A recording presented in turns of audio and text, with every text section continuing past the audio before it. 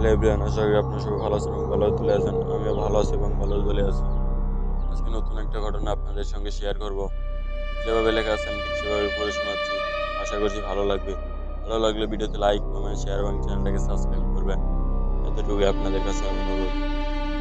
তো মূল ঘটনায় চলে যাই। যেভাবে লেখা আছে আমি ঠিক সেভাবে পড়তেছি। বন্ধু, তুই দৌড় দে। আমার জন্য তুই চিন্তা করিস না। যা তুই, আমি দৌড় দিচ্ছি। কতক্ষণ এভাবে দৌড়াতে হবে জানি না। সেদিন রাতের পথ দৌড়াইনি জীবনে কোনোদিন। হঠাৎ দেখি সামনে একটা আলোর বিন্দু দেখা যায়। আমি সেদিকে দৌড়াতে শুরু করলাম। আমি যত সামনে যাচ্ছি আলোর বিন্দু ততই বড় হচ্ছে। এদিকে আমার পা আর সামনে এগোতে যাচ্ছে না। আর একটু বাকি, আর একটু যেতে পারলেই কারো না কারো দেখা পাবো। হঠাৎ দেখলাম একটা আলোর বিন্দু। না, এটা একটা শ্মশান, আর এখানে একটা চিতা কারো লাশ পড়ছে। আমি আশেপাশে কাউকে দেখতে পেলাম না। এদিকে আমার হাত পা কাঁপছে। মন চাইলেও আর হাঁটতে পারতেছি না।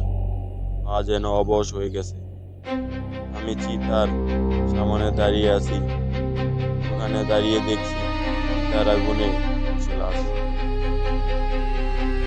ওই জন্য কেউ জোর করে দেখা যাচ্ছে না।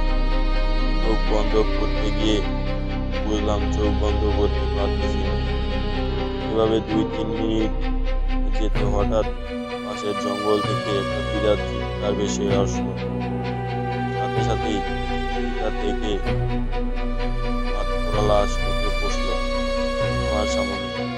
আমি ভাবছি, এখানে কেন আমি সেন্স হারাচ্ছি না? দেখতে পাচ্ছি কেন সবকিছু? এদিকে হাত পোড়া লাশটা একটু একটু করে এগিয়ে আসছে আমার দিকে।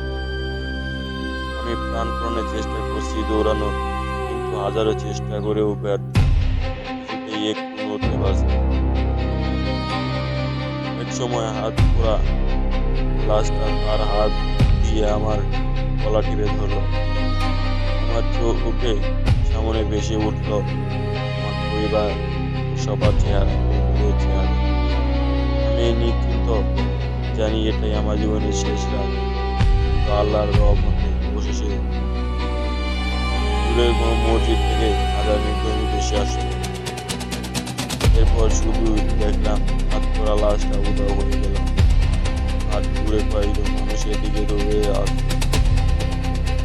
আসসালামু আলাইকুম গাইস, এই পর্যন্ত যিনি লিখেছেন তাকে অসংখ্য ধন্যবাদ বর্ণনাটি পাঠানোর জন্য। কিরকম লাগলো অবশ্যই কমেন্ট করে জানাবেন। আর পরবর্তী ঘটনাটি আপলোড করা হবে। সবাইকে ধন্যবাদ। আসসালামু আলাইকুম।